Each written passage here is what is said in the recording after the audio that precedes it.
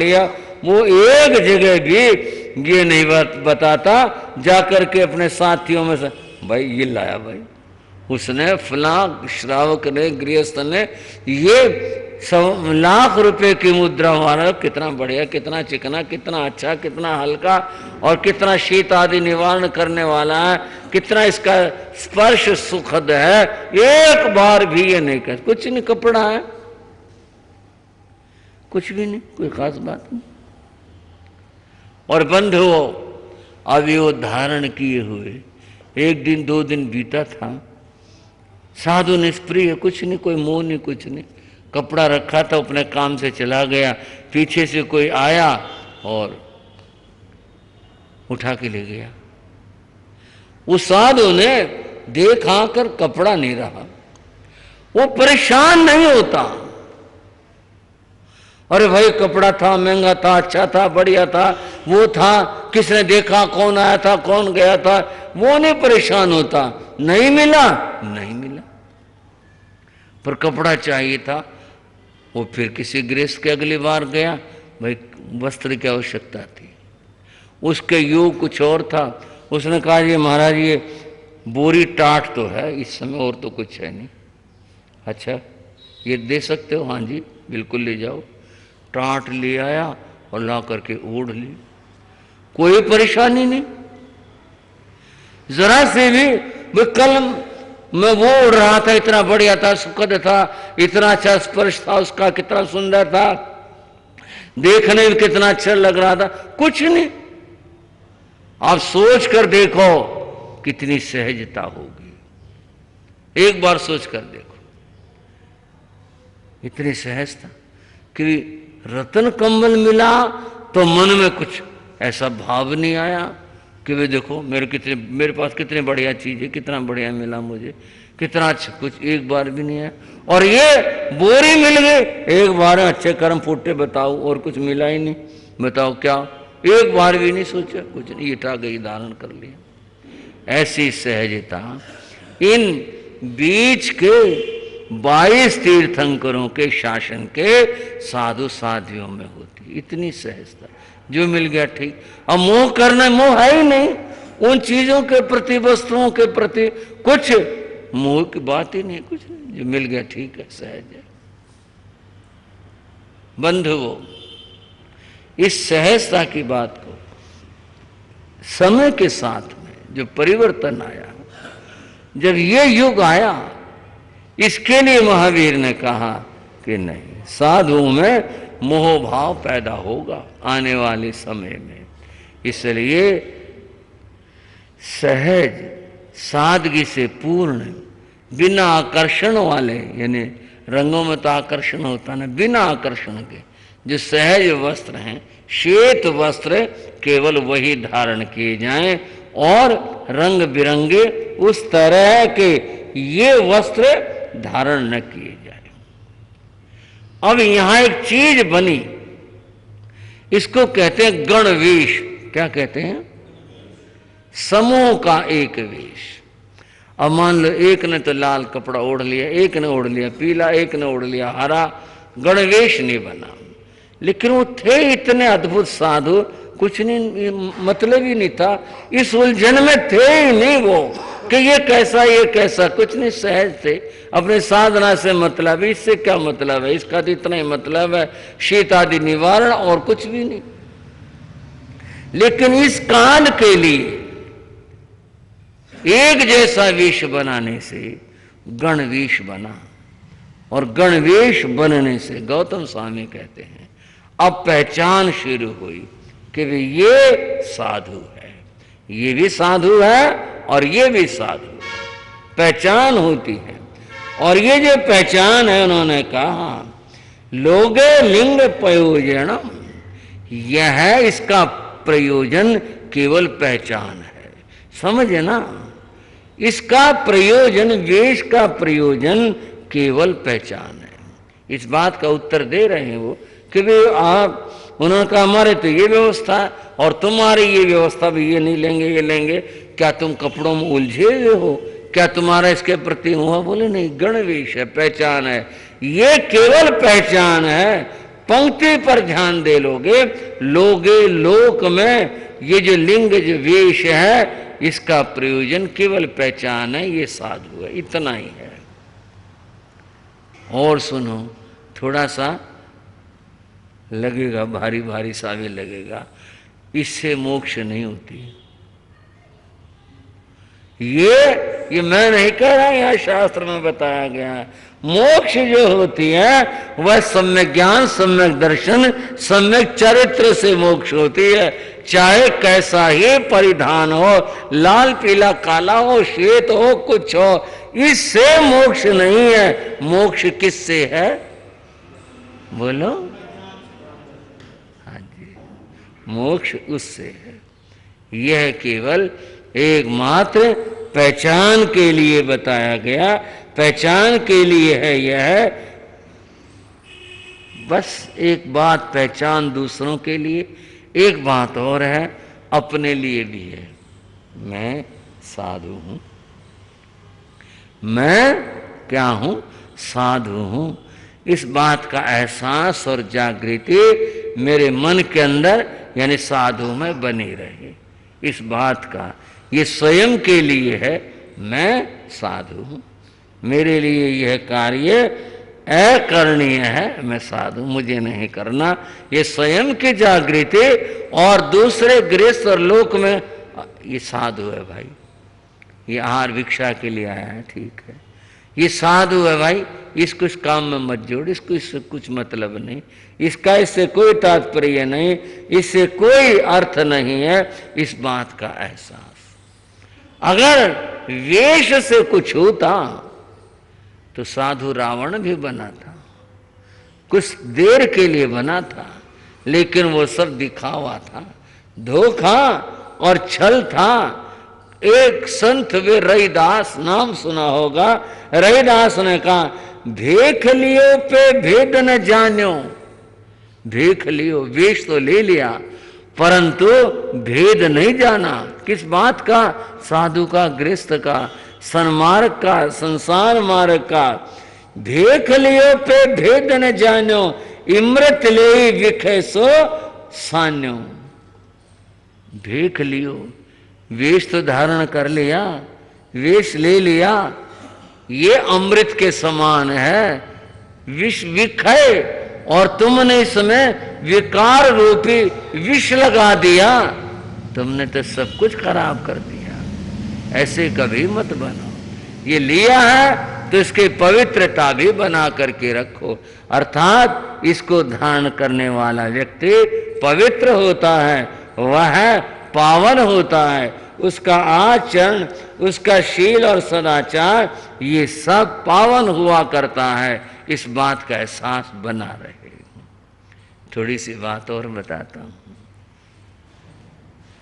साधु को मोह नहीं करना, राग नहीं करना, इस वेश से भी राग नहीं करना। इसका उपयोग दो ही बताया, स्वयं की आत्म जागृति और लोक में पहचान, बस इतना ही है इसका। इस बारे में साधु पहले बहुत सजग थे। आप कहोगी पहले पीछे क्या होता है? पहले पीछे काल के कारण से, पहले पुराने जमाने की बात के कारण से पहले पीछे बता रहा हूं। यूं तो हमेशा ही साधुओं के लिए वही नियम है, पर पहले काल के उससे साधु लोग बहुत सामान्य वस्त्र लेने की कोशिश करते थे। जो थोड़ा भी उस तरह का वस्त्र होता, महंगा या तड़क भड़क वाला, कुछ उस तरह का कोशिश वो नहीं लेने की, सामान्य सहज वस्त्र लेते थे। पूज अमर सिंह जी महाराज, जो पंजाब के महान आचार्य हमारी परंपरा में बड़े हुए, उनके जमाने के अंदर वो 200 साल से ऊपर हो गया उनके देवलोक को। उनके जमाने में एक मौखिक, कहीं लिखित नहीं है, मौखिक मान्यता बनी हुई थी कि वे 5 रुपए से ज्यादा की कीमत की चीज नहीं लेनी। वो जमाना भी सस्ता था, ये भी बात थी। लेकिन उस ज़माने में महंगी चीज़ें भी आती थी, ऐसा तो है नहीं भी उस ज़माने में महंगी चीज़ें नहीं आती थी, उस समय में सस्ती। भाई ज़्यादा ताकि उसके प्रति मोह न बने महंगा होने के साथ में, सिर्फ इतना ही तक। और महंगी चीज़ों में एक जो शॉल होती है सर्दी की, बस यही होती थी। ज़्यादा से ज़्यादा ये उस ज़माने में 2 रुपये की, 4 रुपये की, 5 रुपये की इस तक आ जाती थी। बाकी बढ़िया तो फिर उस ज़माने में भी बढ़िया थी। ये विचार था महंगी चीज़ नहीं लेनी। एक बार एक भाई ने गुरुजी महाराज को प्रार्थना की, गुरु महाराज घर पर दर्शन देने की कृपा करना। गुरु महाराज बोले अच्छा देखेंगे। एक दिन मन हो गया, मेरे से बोले सुभद्र चल भाई आज उधर चलेंगे बाहर। वो भाई कई बार कह चुका है। हम सहज उसे घर पहुंचे, बड़ी प्रसन्न हुए। स्वाभाविक है, संत घर पर आ जाए खुशी की क्या सीमा रहती है। बहुत खुश हुए, प्रसन्न हुए। गुरु महाराज स्वास्थ्य के कारण से कुर्सी पर बैठ गए। वैसे साधु बैठते नहीं है, कारण से बैठ सकते हैं, बैठ गए। भाई ने प्रार्थना, गुरु महाराज को कृपा कर लो। बोलो क्या बात है? बोले जी बिल्कुल प्रांशुक, घर में शॉल रखी हुई है, आपस में गृहस्थों में रिश्तेदारी में आना जाना भी होता है, हमें लेना देना भी होता है, हमारे 100 काम गृहस्थों के रखी हुई है, कृपा कर लो। बोले चल दिखा दे। वो जी 5-7 शॉल लेकर गुरु महाराज के सामने आए। मैं खड़ा हुआ था, मैंने भी मदद करी। मैं कहा जी देख लो। एक को हाथ लगाया, मेरे से बोले ये ले ले। मैंने भाई से कहा दे दे। भाई मेरे से बोला ये रहने दो। भाई बोला ये रहने दो, ये वाले ले लो, ये अच्छी है। मैंने देखा वो अच्छी थी। अच्छी के लिए ही होता है भाई, थोड़ा सा ऐसा करके देख ले तो थोड़ा लग जाता है। वो अच्छे बोले जी ये वाले ले लो, ये वाले ठीक है। मैंने कहा ये देख लो। गुरु महाराज से कहा ये देख लो। उन्होंने भी देख लिया, बोले ना वही ठीक है। वो भाई फिर बोले महाराज ये कृपा कर लो, ये वाले ले लो। वो भाई मेरे से बोला जी ये वाली दिलवा दो। उसने मेरे से कह दिया 45,000 की है, बढ़िया वाली है ये वाली जो है ये वाली दिलवा दो। वो गुरु महाराज ने सुन लिया, बोले इसीलिए तो मैं ये ले नहीं रहा। गुरु महाराज बोले इसीलिए तो ले, ये शादी वाली दे दे। बिल्कुल सहज थी, साधारण थी, शादी थी। बोले ये वही लेके आए, जैसे उनकी आज्ञा थी, जैसे उनका कहना था। बंधु एक उद्देश्य की पूर्ति हो सकता, उद्देश्य की पूर्ति में इससे भी महंगी लेनी पड़ जाए, उद्देश्य की पूर्ति में। लेकिन ये बढ़िया है, ये शोभा वाली है, ये अच्छी है। ये बातें साधु को अपने मन से नहीं जोड़नी है, इसलिए नहीं, सहजता बनी रही इसलिए। अतः साधु को जो वस्त्र लेने हैं वो सहज रूप से लेने हैं। उसका जो वेश है वो केवल पहचान के लिए है, मुक्ति के लिए नहीं है। मुक्ति का साधन सम्यक ज्ञान, सम्यक दर्शन और सम्यक चरित्र है। यही 24 तीर्थंकरों का कथन है, सबका, पहले का भी, 24वें का भी, बीच के 22 का भी। अतएव गौतम स्वामी ने कहा ये जो वेश व्यवस्था बनाई ये इसलिए बनाई। केशव स्वामी ने कहा ये बात ठीक है। ये जो आपने बात कही कि पहचान के भी ये भी साधु है तो ये भी साधु है, एक जैसा, और भिन्न भिन्नता होगी। अच्छा मैं तो सोच रहा था पीले कपड़े वाले ही साधु हैं, अब आप बता रहे ये लाल वाले भी हैं, ये भी हैं। ये भेद मिट जाए, एक जैसे व्यक्ति के लिए पहचान हो, इसलिए ये वेश व्यवस्था बनाए गए। तब उन्होंने कहा साहु गोयम पढ़ना थे। गौतम तुमने तर्क संगत और सही बात बताई, मैं समझ गया, मेरा ये संशय भेद मन का दूर हो गया। अब मैं इस बात को स्वीकार करता हूं। अभी मैंने कुछ और बात भी आपसे कहनी है, उनका भी समाधान करो, आप कहो। उन्होंने कहा अनेकाणं सहस्राणं मध्य चिट्ठसी गोयमा।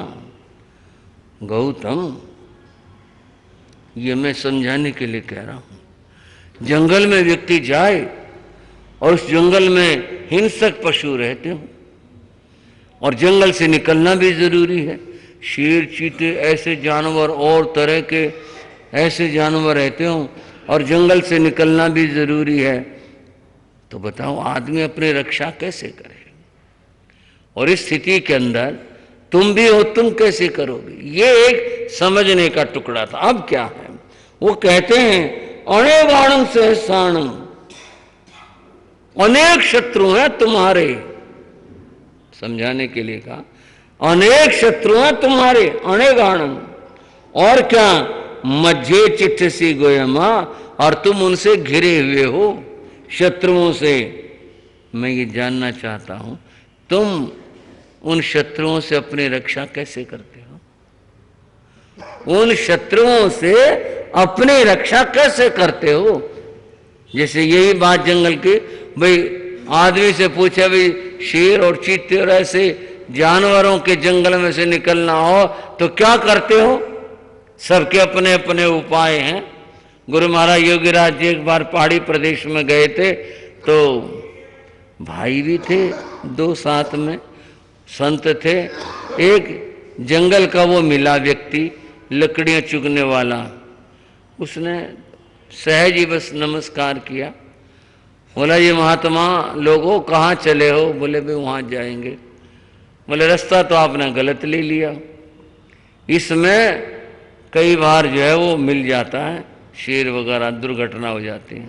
लो ये ले लो आप। उसके हाथ में एक लकड़ी थी, लंबी लकड़ी, और वो एक तरफ से सुलगने लग रही थी, धुआं दे रही थी। बोले ये ले लो। उसने बताया, बोले जंगल की एक लकड़ी का नाम लिया, ये वो है। बोले अगर ऐसा जानवर का सामना हो जाओ ना, इसको जोर से घुमाना,